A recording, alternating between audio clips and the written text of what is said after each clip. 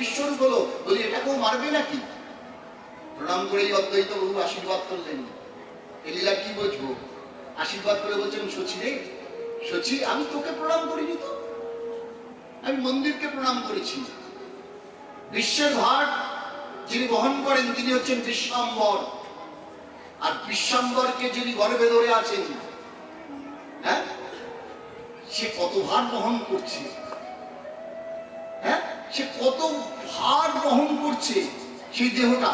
বল, আমি তোকে প্রণাম করিনি, আমি তোকে প্রণাম করিনি, আমি মন্দিরকে প্রণাম করছি। এর থেকে বেশি কিছু ভেঙে বলেন নাই, হ্যাঁ, মায়ের কাছের থেকে বেশি কিছু ভেঙে বলেন নাই। সচিমা বাড়ি চলে গেলেন।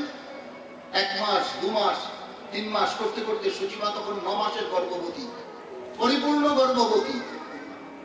এক রাতে সচিমা স্বপ্ন দেখছেন, অলৌকিক দেহধারী দেবতাগণ, কারো 4 হাত, কারো বা 5 ফুট, তারা সচিমায়ের গর্ভস্তুতি করছেন, গর্ভকে প্রণাম করছেন, বন্দনা করছেন। ঠিক যেমন কংস কারাগারে কৃষ্ণ জননী দেবকী মায়ের গর্ভস্তুতি করেছিলেন দেবগণ। চুন খেয়ে যার গাল পুড়ে যায়, হ্যাঁ, দই দেখে তো সে ভয় পাবে, হ্যাঁ, দেবতাদের ওই স্তুতি দেখে না ভয় পেয়ে গেছে। তারপর আবার নুপুরের আওয়াজ আছে, বাঁশির শব্দ পাচ্ছেন, পদ্মগন্ধ নাকের মায়ের নাকে যাচ্ছে। মা ভয় পেয়ে চিৎকার করে বলে উঠেছেন, আমার গর্ভে যে আছিস সে থাক থাক থাক। এই 3 বার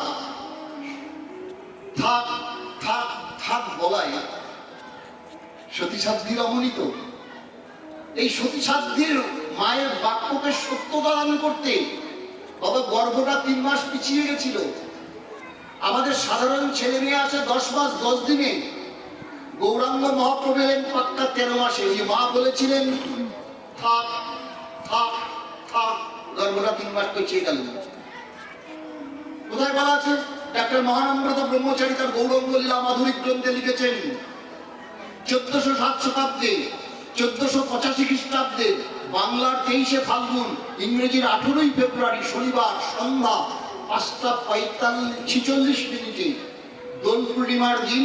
ফাগুয়ার রঙে নবদ্বীপটা যখন লালে লাল হয়ে গেছে, হরিয়ার হরি সংকীর্তনের ধ্বনি নবদ্বীপের আকাশ বাতাসকে মাতাল করে তুলেছে।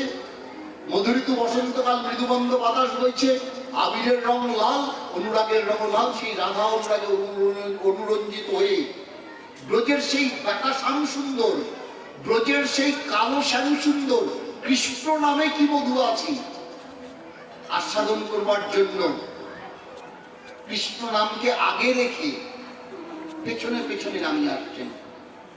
কেন? যেহেতু কলিযুগের যুগধর্ম হরিনাম, এবং সেই নাম কৃষ্ণ নাম আস্বাদন করাবেন। মদন গোপালের ওই বাঞ্ছা পূরণের জন্য আগে নামকে রেখে আসছেন। সেদিন ছিল চন্দ্রগ্রহণ, পূর্ণিমার রাত্রি। মর্যাদা পুরুষোত্তম এই মাটির পৃথিবীতে যেদিন এসেছিলেন সেদিন আকাশে ছিল নবমীর চাঁদ, তাই তো বলা হয় রামনবমী। এই কয়েকদিন আগে হয়ে গেল রামনবমী, হ্যাঁ, তাই বলা হয় রামনবমী। কৃষ্ণচন্দ্র যখন এলেন তখন আকাশে ছিল অষ্টমীর চাঁদ, তাই তো আমরা জন্মাষ্টমী বলি। আর অষ্টমী নয়, নবমী নয়, পরিপূর্ণ ভাব সেই দেবদুর্লভ বস্তু, দেবতারাও যা পায় না, সে অনর্পিত রাধা প্রেম কলির জীবকে দান করবার জন্য মহাপ্রভু আসছেন ওই পূর্ণিমার চাঁদকে সামনে সাক্ষী রেখে। গোবিন্দ এসেছেন অষ্টমী তিথিতে, রাধারানী এসেছেন অষ্টমী তিথিতে, কিন্তু গোবিন্দের আবির্ভাব তিথিকে বলা হয় জন্মাষ্টমী, রাধারানীর আবির্ভাব তিথিকে বলা হয় রাধা অষ্টমী, তাই না? রাধা অষ্টমী তো অষ্টমী নয়, নবমী নয়, সেই রাধা গোবিন্দের মিলিত তনু, হ্যাঁ, যে আমার গৌর বাবা রসরাজ মহাভাব, 2 এক, দুজনে এক হয়েছেন তো, হ্যাঁ, দুজনে একরূপ হয়েছেন তো।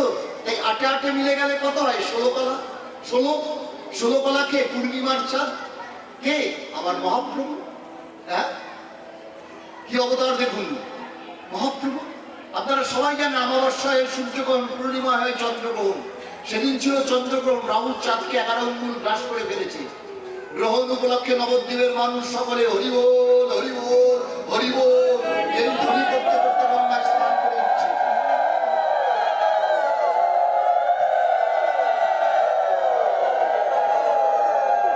সকলকে গঙ্গায় স্নান করিয়ে সত্য যুগের তীর্থের নাম পুষ্কর, ত্রেতা যুগের তীর্থের নাম নৈমিষারণ্য, দ্বাপর যুগের তীর্থের নাম কুরুক্ষেত্র, তাই তো বলে ধর্মক্ষেত্রে কুরুক্ষেত্রে।